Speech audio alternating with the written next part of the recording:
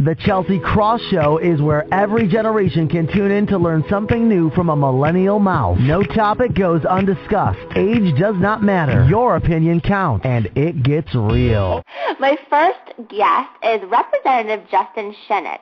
He's serving in Maine House of Representatives as the youngest official openly gay legislator in the country. Justin is serving his first term in the Maine House of Representatives. He is a member of the Joint Standing Committee on State and Local Government and is a member of the Under 30 Caucus.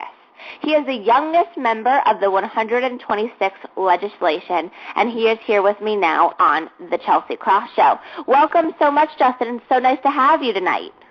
Thank you so much, Chelsea, for having me. I'm so excited to have you on the show for a few different reasons. I've never had a member of the House of Representatives on the Chelsea Krost Show before, so you are officially my first. Great. And I just love that you are the youngest and also openly gay legislator in the country, and proud to speak on behalf of it. So tell us a little bit about your story. I mean, how does really one become a member of the House of Representatives, in the House of Representatives? Exactly. Well, it really started out of frustration with what I sort of deemed as sort of older officials really not listening to our generation and the problems that we face in terms of paying for the high cost of college. You know, I was a college student when I announced my candidacy for the State House. I was 20 at the time, and, which was it made headlines in Maine, 20-year-old running for office. And at the time, I was actually going to college in Vermont. So, I mean, it was a really interesting dynamic. But I decided to throw my name into the hat because I just felt so frustrated and just unlistened to. And I think so many other young people our age feel the same way. But I think, one of the things that it's so important for other people to really, get the message of is that you can make a difference. It's not that you can just be frustrated on the sidelines, but you can actually do something about it. And you don't have to listen to the naysayers out there that say, you know what, you're too young. In your opening, Chelsea, it says age doesn't matter. Well, that's what I felt and continue to feel, that age doesn't matter, title doesn't matter. You can make a difference. Your opinion does matter. Why wait 10 or 15, 20 years to be told, oh, it's too late to get involved? Get involved today. If you feel compelled and passionate about something, speak your mind, tweet, Facebook, run for office, help a candidate out, get involved. You can do it. One voice can make a difference. So, that's what I decided to do. I decided, why don't I try to make a difference? Now, at the time, I didn't know I was going to win. It was one of those things where I definitely, tried, and it ended up being successful because the message resonated with people that, we can make a difference. We can, come to the table, not about Democrats or Republicans, not about young or old. It's just about, coming to the table as people and trying to solve the issues of the day. So that's really how it all got started. Justin, this is why I was so incredibly excited to have you on the show, because you are so young, you are so in tune to our generation, and you're really debunking a lot of the myths regarding our generation, that we're entitled, that we're lazy, that we really don't care about getting politically active. And here's the thing that I really wanted to speak with you about, is that I think, and just putting it out on the table, if there's one thing that I am not educated on enough, it is politics. And it's because I find it incredibly complicated. And I think that goes for the masses, and because it is so complicated and intertwined, and I get upset because I feel like we're supposed to be the United States of America, but we're split down the middle between Republican and Democrat. And I feel that a lot of people don't think that their voice matters. A lot of people don't think that their vote does count. So how do you really break down that barrier or that myth and really, really allow people to realize that it is true, voting does make a difference? Well, I'll give you a quick story of really where my passion resonated the most, and sort of kind of getting to your question. I was actually interviewing a politician. This was before I decided to enter politics. I was sort of doing TV reporting and in high school. And I don't know, the interview was okay, but after the camera stopped rolling was when it really got interesting. We got into a heated debate about health care. And at the end of the conversation, it was really interesting. The candidate asked me a question, and she said, "How old are you?" And I said, 17, because I was 17 at the time. And she said something that was so profound that has always stuck with me. Oh, well, you can't vote yet because your voice does not matter. So basically saying that because I wasn't 18, because I couldn't be bought, I couldn't have my vote be counted, that my voice did not matter. And it was like nothing happened. Like she was like, oh, yeah, your voice doesn't matter yet. And it really stuck with me because that's the mentality, even though it may not be as public as what that particular candidate told me, but there's a sentiment out there that, yeah, we're the do not care generation. It's politics is too complicated. But they never give us an opportunity, I feel, to really be a part of that process before we actually turn 18 to be able to vote. Because I believe it actually starts earlier on. It starts really back like freshman year of high school, where we really need to be having civics education classes, learning about government. I mean, it makes no sense to me that more people vote in the next American Idol or The Voice or X Factor than they do in the next American presidential election. And that really stems from a lack of understanding, like you mentioned. And I don't necessarily blame young people. What I do is I think what it really stems from is a lack of education at the high school level. And that's why I've pushed at a state level in Maine mandatory civics education classes, to be involved in your community at the high school level, because if you're going to have a commitment, a lifetime commitment of civic engagement, you have to start early on. But you have to be given the opportunity and the tools to succeed and to have your voice count, or you'll end up with generations of people having no idea how their government works, and then you end up in a situation where political parties on the left and the right steer the conversation, manipulate people, and buy elections. So it really is about empowering young people to learn about their government and then get involved. That's just it. I mean, you nailed it on the head, and I say this all the time, especially about our education system, is that why don't they provide us the tools and the resources that we really need to go on about everyday life in the most successful way that we can? And one of those, and one of the resources and tools should be about politics and how we can have an influence on our small community and larger community being our country. Right. I could not agree with you more, because I remember having, an economics class and a world politics class, and I really can't tell you one thing that I learned. And that's pretty sad, because I was the one sitting in the front of the class really taking notes, and I don't remember anything. And I feel like it's because I couldn't implement any of that information into my everyday life. And I feel like that's what that curriculum system is lacking today. Well, and you're absolutely right, Chelsea. And actually, I'll mention something that I was able to get passed this past legislative session as the youngest member, and it passed unanimously, both the House of Representatives and the Maine Senate, and was signed into law by the governor, was the fact that my bill, and now it has become law, has allowed teachers to grade students based on community service. And so essentially now, students will be able, at least in the state of Maine, to basically apply the skill sets they're learning in a classroom setting in real-life situations outside the classroom, whether it be, volunteering at the soup kitchen, learning about leadership and communication and humility, or it might be getting involved in a campaign and learning firsthand about the political system.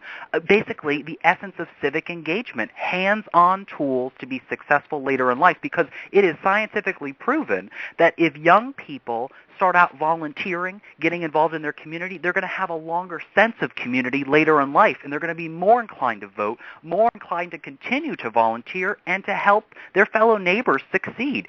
That is what we need to get back to, is that idea of service above self, that sort of the Rotarian belief of service above self is so critically important. And I'm so happy that Democrats and Republicans came together to support my bill. And so in the state of Maine, we're at least moving in that direction. And I hope that at some point we'll see that on a more national level in almost a mandatory civics education class across the board and continued community service efforts. Wow, I'm like literally, my eyes feel like I'm popping out of my head, because I'm so fueled by this conversation. And honestly, Justin, politics doesn't turn me on. And this is I just feel like it's something relatable, it's something tangible, and it's something that's really worthwhile. Just want to let you know that one of followers at Neil O'Donnell says that you are an inspiration and a true hero, and he really enjoyed listening to you. And then one of my other Twitter followers is saying civics education, like seriously, we need it. So we're totally on the same, all on the same wavelength between me, you, and our Twitter followers this evening. But I am really, really interested. I have a huge LGBT following, and I absolutely think that it's very important to be someone straight, to also be a part of the Gay Straight Alliance. Big families of members of mine are actually married. It's a issue that is very close to home for me. So I really want to know about your experience being a gay legislator and how that influence, impact, made it more difficult within your experience within politics. Well, I will say it was challenging running for office being openly gay, and that was a decision I decided to make. I think it was more important to be honest and open with people right out of the gate so that, your opponents can't use it against you, because I'm me. I can't really change that. But I did face a lot of discrimination in the campaign. People would spray paint derogatory words on my campaign signs. I had to involve police. It was messy. But I won at the polls with 60% of the vote. There was a 1,000 vote margin between myself and my opponent. So to me, I didn't make a big deal about the discrimination in the campaign because I proved it at the ballot box. And that's a different leadership style than maybe some of my LGBT fellow advocates that may be more open about sort of challenging the discrimination. To me, there's other ways of going about it. Like for me, I think at one point, being different won't be a headline. When I was elected, it made sort of national headlines like, youngest openly gay legislator. But what is important to me isn't my sexuality. That's such a small piece of my life that I don't really view it. And so when other people talk about it, it's almost like odd for me because I just sort of automatically assume I'm equal. So when people draw attention to it, it's almost like I'm being unequal. I'm just like everybody else. I'm just trying to serve my community. I'm trying to help people. And so while my sexuality isn't something I'm afraid to talk about, it's just not really that important if we're really getting to the idea of true equality. True equality is treating people the same.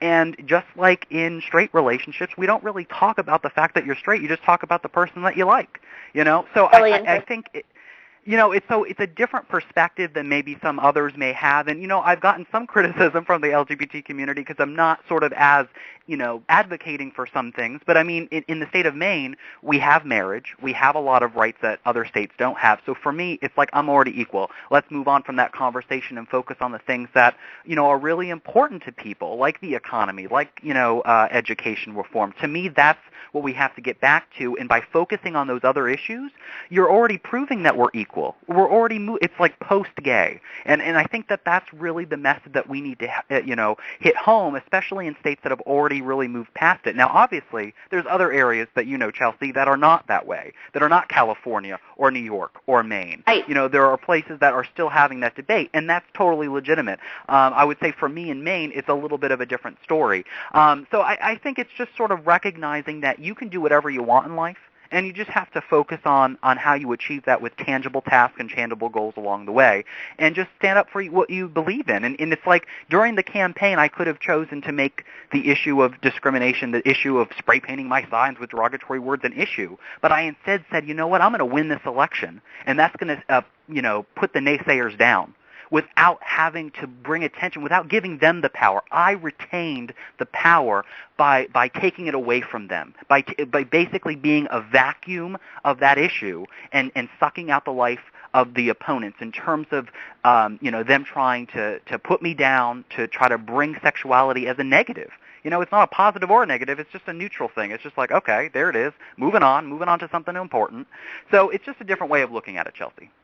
I think that your answer is actually the definition of moving on and finally allowing the LGBT situation I'm actually speechless because I really can't believe how beautifully put you made that situation of like, you don't want to make it, okay, I'm the first openly gay legislator. Why not just focus on equality? And I think that it was so incredibly put, and I absolutely loved having you on the show tonight. Before I let you go, Justin, I just want to know what's coming up in your window. I know that you're up for re-election. I know that you have a book coming out. So just tell us what we could be in store for and stay excited, and in tune to what's coming up in your horizon. Well, I'm collecting stories from all across the country, from LGBT youth in particular, that have interesting stories themselves about their own individual path to self-acceptance and societal acceptance. And to me, this is important because it's not just a catchphrase that it gets better. Let's show real examples about how you actually achieve that. How do you get through those rough times?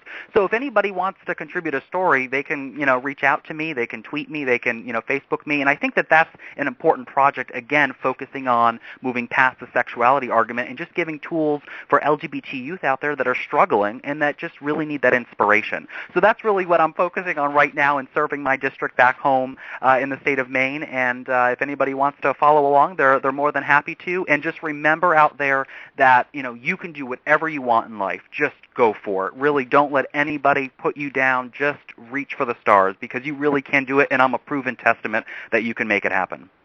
Justin, you're such an inspiration. One of my Twitter followers said that he's wishing you were a legislator in New York, and one of my other Twitter followers, Maya Burke-Davis, said, "Lovin' Justin, get into the issues that affect everybody equally. He is who he is now, and what's next? Loving his attitude." So we are big fans over here of yours, Justin. It was really a pleasure having you on the show. I can't wait to see all the progress that you continue to make, and hopefully you'll join us back on the Chelsea Krost Show soon in the future.